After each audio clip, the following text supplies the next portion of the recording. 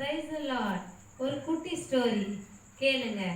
என்னன்னு சொன்னாக்கா, ஒரு மனுஷன் ரொம்ப பாரத்தோட ரொம்ப வேதனையோட உட்கார்ந்துருக்கிறான். அப்ப ஆண்டவர் அவனுக்கு தரிசனம் ஆகுறாரு. ஏன்பா இவ்வளவு சோகமா உட்கார்ந்துருக்கிற அப்படின்னு கேட்கிறாரு. கேட்கும்போது அந்த மனுஷன் சொல்றான், என்னை எல்லாரும் ஒரு மாதிரியா பாக்குறாங்க, ரொம்ப என்னை ஏழ்மையா நினைக்கிறாங்க, என்னை யாரும் மதிக்க மாட்டாங்க, எனக்கு ரொம்ப கஷ்டமா இருக்குது, இன்னைக்கு எனக்கு ரொம்ப ஹர்ட் ஆகுது அப்படின்னு சொல்றான். அப்ப ஆண்டவர் சொல்றாரு, நான் உனக்கு ஒரு கல் தரேன், அந்த கல்லை எடுத்துட்டு போயிட்டு இதனுடைய மதிப்பு என்னன்னு பார்த்துக்கிட்டு வா அப்படின்னு சொல்றாரு. அவனும் சரி கொடுங்க கொடுங்க அப்படின்னு சொல்லிட்டு கேட்குறாங்க. அந்த கல் கொடுத்த உடனே முதல்ல பணக்கார இடத்துல கொண்டு போயிட்டு, இந்த ஐயா இந்த கல்லுக்கு என்ன மதிப்பு சொல்லுங்க அப்படின்னு கேட்குறாங்க. அப்போ பழக்கார் சொல்றாரு, இந்த கல்லை நான் வாங்கிட்டு உனக்கு 1 கிலோ பழத்தை நான் தரேன், ஆரஞ்சு பழம் எடுத்துக்கிட்டு போ அப்படின்னு சொல்றாங்க.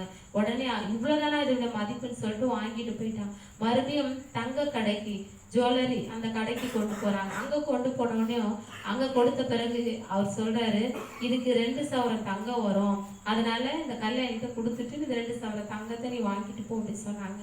சொன்ன உடனே மறுபடியும் இவ்வளவுதானா இதோட மதிப்பு, நீங்க திரும்ப அந்த கல்லை என்கிட்ட கொடுத்துருங்க அப்படின்னு சொல்றாங்க. மறுபடியும் வைரம் வைடூரியம் எல்லாம் விற்கிற இடத்துல கொண்டு போறாங்க.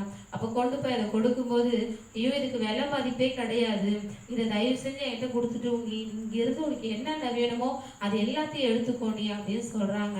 உடனே அந்த மனுஷன் சொல்றாரு, அப்படியா இதுக்கு விலை மதிப்பே இல்லையா, தயவு செஞ்சு அந்த கல்லை என்கிட்ட கொடுத்துருங்க ஐயா அப்படின்னு சொல்லிட்டு அவன் வாங்கிட்டு வந்துடுறான். வாங்கிட்டு வந்ததுக்கு அப்புறம் மறுபடியும் அந்த தேவன் தரிசனம் ஆகுறாரு. ஆண்டவர் தரிசனம் ஆனவனே கேட்கிறாரு, என்னப்பா இதனோட விலையை நீ கண்டுபிடிச்சிட்டியா, இதோட மதிப்பு என்னன்னு கண்டுபிடிச்சிட்டியா அப்படின்னு கேட்குறாங்க. கேட்கும் போது அவன் சொல்றான் திரும்ப, ஐயா இதனுடைய மதிப்பு ஒவ்வொருத்தருக்கிட்ட போகும்போது ஒரு மதிப்பு சொல்றாங்க, கடைசியா ஒருத்தர்கிட்ட நான் கொண்டு போகும்போது அவர் சொன்னாரு, இதுக்கு விலை மதிப்பே கிடையாது, அவ்வளோ பெரிய ஒரு பொக்கிஷம் இது அப்படின்னு சொன்னாரு அப்படின்னு சொன்னான். அப்ப ஆண்டவர் சொல்றாரு அவனை பார்த்து, உன்னுடைய மதிப்பு இவ்வளவுதான்ப்பா, உன்னுடைய மதிப்பு விலை மதிக்க முடியாத மதிப்பு, அது நீ யாரு உன்னை பாக்குறாங்க, யாருக்கிட்ட நீ இருக்கிறன்றத பொறுத்துதான் இருக்குது.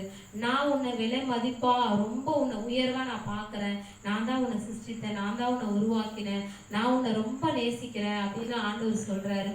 அப்படிதாங்க பைபிள்ல ஒரு வசனம் இருக்கு, நான் உங்களுக்கு அப்பா பிதாவை என்று கூப்பிடுகிற புத்திர சுவிகாரத்தை தந்திருக்கிறேன் என்று வேதம் சொல்லுகிறது. பாருங்க எவ்வளவு பெரிய தெய்வம், அந்த தெய்வம் நம்மள பிள்ளையாக ஏற்றுக்கொள்ளுது, அப்பான்னு கூப்பிட சொல்லக்கூடிய அந்த புத்திர சுவிகாரத்தை நமக்கு தந்திருக்கிறாரு. நீங்க யாரு, இவங்க பேசல அவங்க பேசல, என்னை இப்படி நினைக்கிறாங்க, இப்படி வேதனைப்படுத்துறாங்க அப்படின்னு நிறைய காரியங்களை நீங்க சிந்தித்து கொண்டிருக்கலாம். ஆனா உங்களை எல்லாவற்றிலும் உயர்வாய் மதிப்பாய் நினைக்கிற, உங்களை மேன்மையாய் நினைக்கிற, உங்களை உருவாக்கின அழகு பார்த்த என் தேவன் இருக்கிறார், ஏசப்பா இருக்கிறார். அவரை நோக்கி பாருங்க, அவர் எல்லாவற்றிலும் உங்களுக்கு நடத்துவார்.